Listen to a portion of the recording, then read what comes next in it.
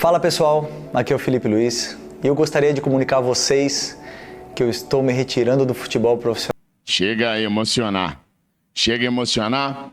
pela honestidade dele em fazer uma avaliação e saber que hoje ele não pode mais ser jogador do Flamengo, que hoje ele não consegue mais entregar aquilo que o Flamengo precisa que ele entregue, né? Obrigado, Felipe Luiz. Obrigado por tudo que você fez pelo Flamengo. Obrigado por ter esse sentimento que a gente tem, que cada torcedor rubro-negro tem e que você teve a sorte de realizar, que é jogar no clube de coração, no clube que você ama. Honrar essas cores são para poucos e é muito bom saber que você teve condição de honrar e teve condição de perceber o momento em que você não nos conseguiu nos ajudar mais.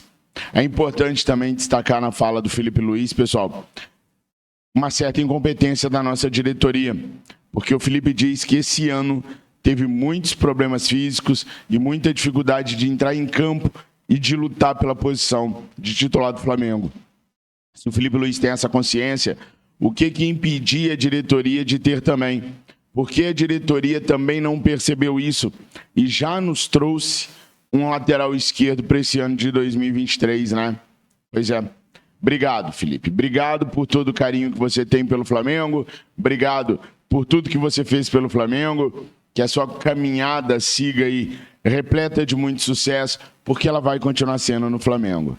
Fala, nação rubro-negra. Sou eu, Fabrício Lopes, trazendo para vocês mais informações do Mengão queridão. Felipe Luiz está de saída, assim como o Rodrigo Caio, tá?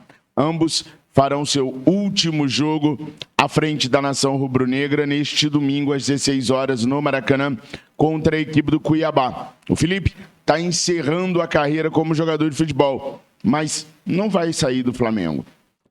A ideia da diretoria é que o Felipe Luiz permaneça no Flamengo, realizando algum trabalho nas categorias de base, continue estudando para que num futuro não tão muito distante ele possa vir a trabalhar nos profissionais da equipe rubro-negra. Então, o Felipe está saindo, mas está saindo por pouco tempo da vida dos profissionais do Flamengo. Em breve ele retornará em algum outro cargo, pode ser até mesmo na comissão do técnico Tite. Já o Rodrigo Caio deve estar indo para o Amazonas, clube que subiu da Série C para a Série B, lá de Manaus. O fato é que ambos não estarão no Flamengo em 2024.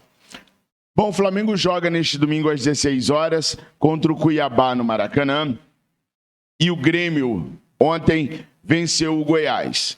Com a vitória do time do técnico Renato Gaúcho sobre o Goiás, embolou tudo na tabela.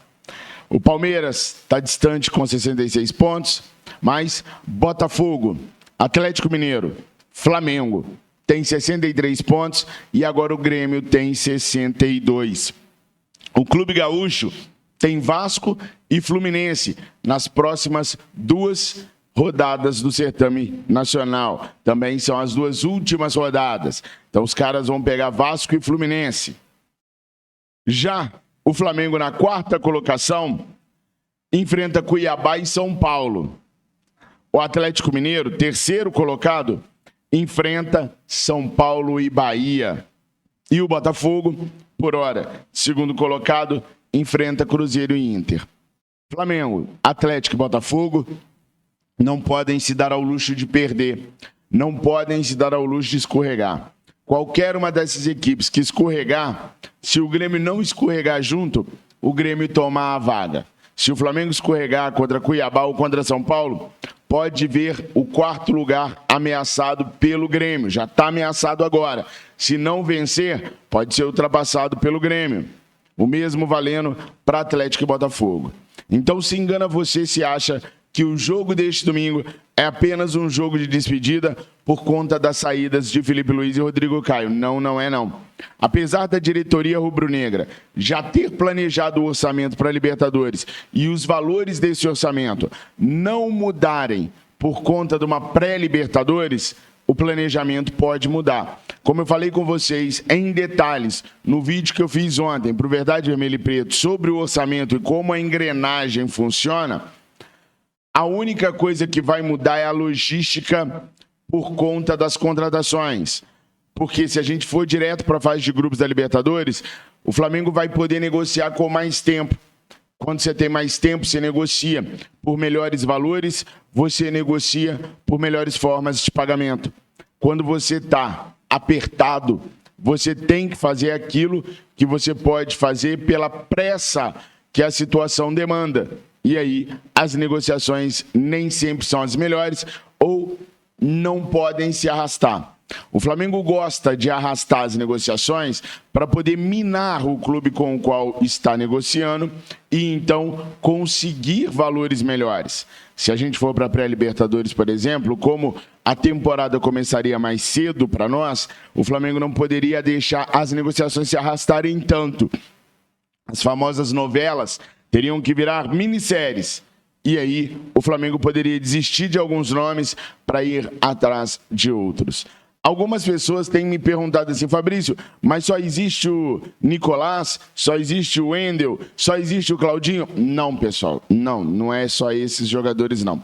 O Flamengo tem uma vasta lista de nomes, mas o Flamengo tem prioridade por nomes que já venham formados, por jogadores que já venham prontos, por atletas que cheguem para poder resolver de imediato um gargalo que o Flamengo tem. O Flamengo não quer, por exemplo, contratar um jogador de 19 anos para disputar a posição com Ayrton Lucas. O Flamengo quer contratar um jogador experiente para compor o lado esquerdo com Ayrton Lucas. O Flamengo não quer outro jovem de 20 anos para a lateral direita. Isso o Flamengo entende que já tem. O Flamengo quer o lateral direito experiente para poder revezar a lateral com a molecada que já tem o Wesley Mateuzinho e passar algum conhecimento, algum ensinamento para os moleques poderem evoluir. É esse o objetivo do Flamengo em todas as posições que o Flamengo for procurar jogador. Por isso o Flamengo dá prioridade para jogadores de mais idade que estão na Europa. Eu já falei para vocês que a preferência do técnico Tite é pelo Danilo do lado direito, Alexandro do lado esquerdo. Fabrício, por que não o Gonzalo Montiel? A diretoria do Flamengo também gosta do Gonzalo Montiel. O grande problema disso tudo é a questão das convocações. Ano que vem tem Copa América, é data FIFA e o Campeonato Brasileiro não vai parar por conta da Copa América. Então o Flamengo pensa muito assim, o jogador que eu vou trazer, eu vou poder tê-lo o tempo todo ou vou perdê-lo na Copa América? Vou perdê-lo em vários jogos. Então o Flamengo está priorizando jogadores que possam ficar no clube, mesmo quando suas seleções jogarem. Então esse é o plano do Flamengo para poder fazer as contratações. E o Flamengo tem que ficar esperto, não pode perder mais ponto, porque o Grêmio vem aí com tudo. Bom, o técnico Tite vem fazendo reuniões periódicas com o Brás. O Brás sabe de tudo que está acontecendo dentro do Flamengo. O Landim também tem estado bem próximo, verdade seja dita, a gente critica quando tem que criticar, mas nessa reta final do segundo semestre, o Landim tem feito muita presença no dia a dia do futebol do Flamengo. Se não estando sempre e o tempo todo no Ninho do Urubu, mas conversando muito com o técnico Tite. E o Tite voltou a pedir para o Landim a contratação de um diretor de futebol. O Tite hoje faz às vezes de psicólogo, diretor de futebol, treinador no elenco do Flamengo. Mas o Tite sabe que já tem algumas coisas que estão escapulindo da mão dele. Existem algumas situações que ele não está conseguindo controlar dentro do Flamengo, porque ou ele dá atenção à parte tática, ou ele dá atenção à parte psicológica, ou à parte de diretoria, no caso do futebol. Então, ele pede muito ao Landim um diretor de futebol. Mas o Landim encontra muita resistência no Marcos Braz. Todas as vezes que se diz procurar um diretor de futebol, o Marcos Braz é veementemente contra. O Marcos Braz tem essa vaidade. Ele está certo, ele ganha, ele monta, ele gere, tem que ser ele. Se não for ele, não será ninguém. Então o Tite, mais uma vez, ouviu do presidente Rodolfo Landim que vai pensar a respeito, mas dificilmente vai conseguir trazer um diretor de futebol para o Flamengo por conta da resistência que o Marcos Braz tem com relação a essa situação. Boa nação. Essas foram as primeiras notícias do Flamengo. Daqui a pouquinho tem Enquanto a Bola Não Rola, lá no Verdade Vermelho e Preto. Felipe, obrigado por tudo, irmão. Obrigado por ser esse cara honesto que você foi, esse jogador excepcional.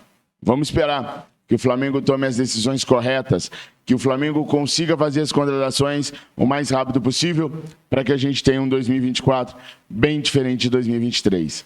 Que todos vocês tenham um excelente final de semana, uma excelente sexta-feira. Tamo juntos. Obrigado por tudo. Fiquem com Deus. Eu amo vocês. Saudações rubro-negras.